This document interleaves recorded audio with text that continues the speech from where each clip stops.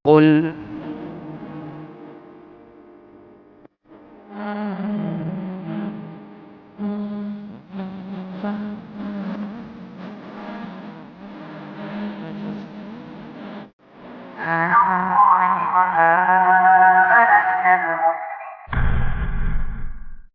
Innal hamdalillah nahmaduhu wa nasta'inuhu wa nastaghfiruh wa na'udzu billahi min shururi anfusina wa min sayyiati a'malina.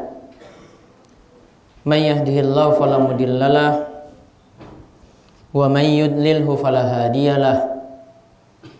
Wa asyhadu an la ilaha illallah wahdahu la syarikalah.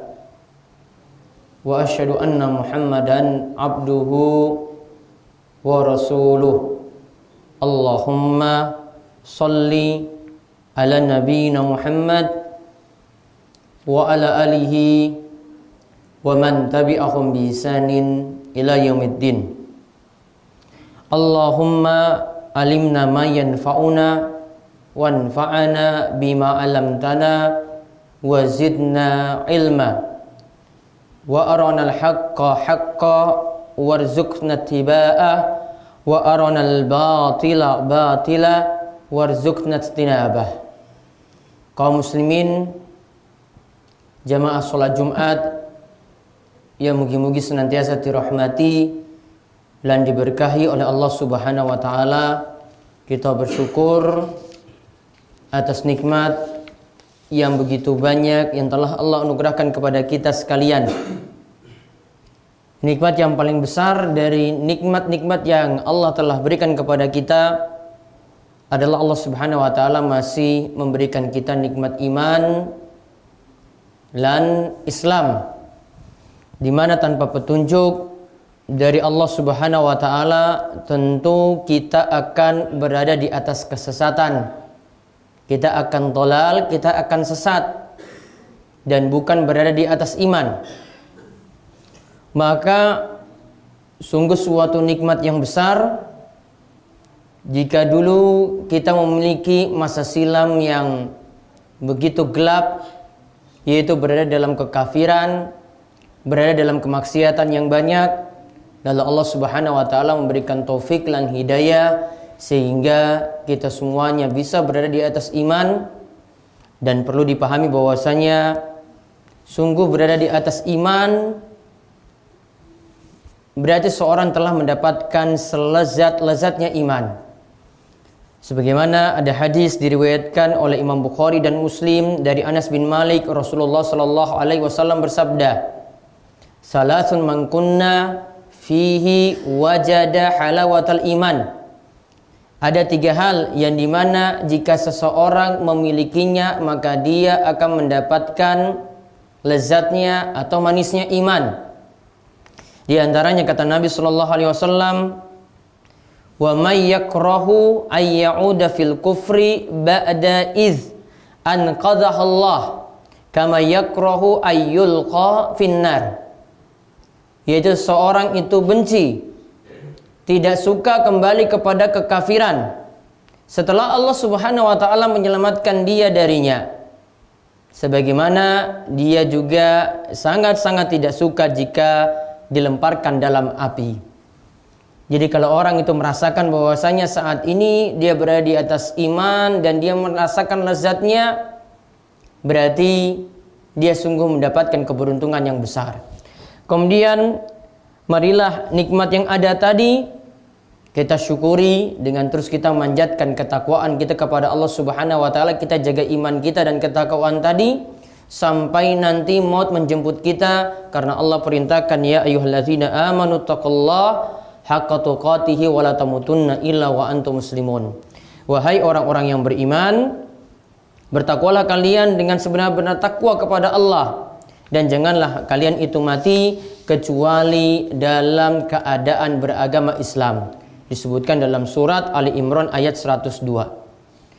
Kemudian salawat dan salam semoga tercurah kepada junjungan kita, suri tauladan kita, Nabi besar kita Muhammad sallallahu alaihi wasallam, juga kepada para sahabat, juga kepada istri-istri Nabi SAW yang tercinta, dan setiap pengikut beliau yang mengikuti beliau dengan baik hingga akhir zaman.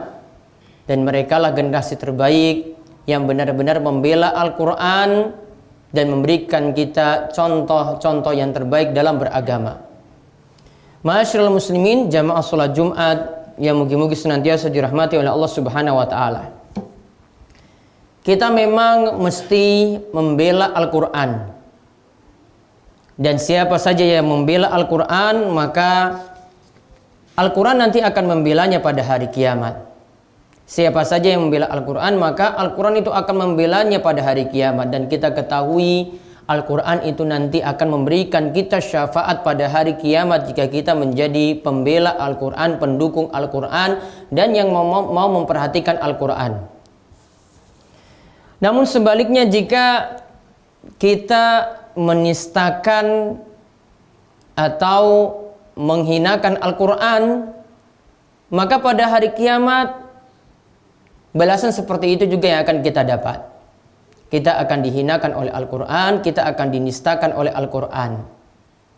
Namun sebagaimana yang sekarang lagi hangat-hangatnya Al-Quran itu dinistakan oleh orang-orang di luar kita, perlu dipahami bahwasanya kita sebagai umat Islam itu sendiri, kadang kita sendiri yang menistakan Al-Quran. Bukan orang luar yang menistakan Al-Quran, namun kita sendiri sebagai umat Islam yang kitab sucinya Al-Quran, kitab suci ini sendiri yang kaum muslimin itu nistakan atau kaum muslimin itu hinakan. Coba perhatikan bagaimanakah ciri-ciri atau tanda seseorang itu cinta pada Al-Quran, sebagaimana yang disebutkan oleh Imam Ibnul Qayyim dalam kitabnya Jawabul Kafi. Beliau itu mengatakan cinta pada Al-Quran, yaitu kalamullah, itu tanda seorang itu cinta pada Allah. Jika engkau ingin tahu, kata beliau, bagaimanakah tanda dirimu dan sekitarmu cinta pada Allah, maka lihatlah bagaimana kecintaannya dia pada Al-Quran. Ketahuilah kelezatan mendengar Al-Quran lebih lezat daripada kelezatan orang itu mendengar nyanyian atau lagu-laguan. Mendengar Al-Quran, kata Ibnu Qayyim, itu lebih nikmat daripada kita mendengar nyanyian atau lagu. Namun yang kita rasakan, sebagian kita malah senang mendengar nyanyian daripada mendengar kalam Allah, mendengar kitab suci kita, mendengar Al-Quran. Lalu Ibnu Qayyim juga katakan, tentu saja tanda seorang yang mencintai adalah ia sangat menyukai kalam yang dicintai. Sehingga diibaratkan dalam sebuah syair, jika engkau mengaku mencintaiku, janganlah engkau tinggalkan kitabku. Berarti jika kita mengaku mencintai Allah, maka janganlah tinggalkan Al-Quran. Saat engkau merenungkan kitabku, yaitu merenungkan Al-Quran, engkau akan rasakan bagaimana kelezatnya kalimatku di dalamnya, yaitu engkau akan rasakan lantunan-lantunan ayat yang begitu nikmat ketika dibaca. Lalu Ibnu Qayyim juga mengatakan, Utsman bin Affan itu pernah mengatakan, seandainya hati kita bersih, tentu kita tidak akan pernah puas bersama Al-Quran, ingin terus bersama Al-Quran. Maka sungguh aneh bagaimana seorang itu bisa puas mendengar kalimat indah dari yang ia cintai, yaitu bagaimanakah dia bisa puas dari mendengar Al-Quran. Maka kalau kita simpulkan dari apa yang dijelaskan oleh Ibnu Qayyim tadi, tanda orang itu mencintai Al-Quran, tanda orang itu membela Al-Quran, kitab sucinya, berarti dia terus bersama Al-Quran. Berarti dia terus bersama Al-Quran. Maka sebaliknya, tanda orang yang menistakan Al-Quran atau menghinakan Al-Quran, kalau dia jauh dari Al-Quran. Maka inilah yang disebut oleh Nabi SAW dalam hadis, wal Qur'anu hujjatun laka aw alaik. Dalam hadis riwayat Muslim, Al-Quran itu bisa jadi pembelamu atau bisa jadi Al-Quran itu yang menghinakanmu. Al-Quran itu bisa membela kita, Al-Quran itu bisa menghinakan kita. Kata para ulama seperti Syekh Muhammad bin Shalih Al-Utsaimin, beliau katakan Al-Quran itu bisa menjadi pembela kita jika kita mau mengambil nasihat-nasihat dari Al-Quran. Atau sebagaimana disebutkan oleh Syekh Abdurrahman bin Nasir As-Sa'di, beliau katakan orang yang membela Al-Quran bukan menistakan Al-Quran, ciri-cirinya kata beliau, dia itu menghafalkan Al-Quran. Kata beliau lagi, ciri-ciri orang yang membela Al-Quran, dia rajin mentadaburi atau merenungkan Al-Quran. Ciri-cirinya lagi, dia pelajari lafaz-lafaznya. Kalau ada yang dibingungkan, maka dia pelajari tafsirnya. Tanya kepada para ulama kalau tidak mengetahui tafsiran dari setiap ayat yang dibaca. Begitu juga dia mempelajari, memahami maknanya, gali-gali faedah dari makna yang begitu dalam dari Al-Quran. Begitu juga orang yang tidak menistakan Al-Quran berarti berusaha mengamalkan isi Al-Quran untuk diri sendiri dan dia ajarkan isinya tadi pada orang lain. Dia berusaha amalkan dan berusaha ajarkan pada orang lain. Maka ciri-ciri orang yang membela Al-Quran misalnya ketika menemukan firman Allah. Misalnya surat Al-Baqarah ayat 43, wa aqimus sholata wa atuz zakah. Kerjakanlah salat dan tunaikanlah zakat. Berarti orang yang disebut membela Al-Quran ketika membaca ayat ini langsung dia paham, oh saya harus mengerjakan salat, saya harus menunaikan zakat. Karena Allah tadi perintahkan wa aqimus sholata wa atuz zakah. Kerjakanlah salat dan tunaikanlah zakat. Berarti ketika disebut seperti ini berarti langsung dengan kesadaran dia sendiri, saya harus tertib dalam salat. Dan juga dengan harta saya harus keluarkan zakatnya. Itulah orang yang membela Al-Quran. Maka kita mohon pada Allah Subhanahu wa ta'ala, mudah-mudahan kita menjadi orang-orang yang membela Al-Quran, berusaha untuk membacanya, berusaha untuk memahami artinya, berusaha untuk mentadabburinya, merenungkannya, dan kita diberi taufik dan hidayah untuk terus mengamalkannya dan juga bisa mengajarkannya pada yang lainnya. Aqulu qouli hadza wa astaghfirullah li wa lakum wa lisa'il muslimin innahu huwas samiul alim.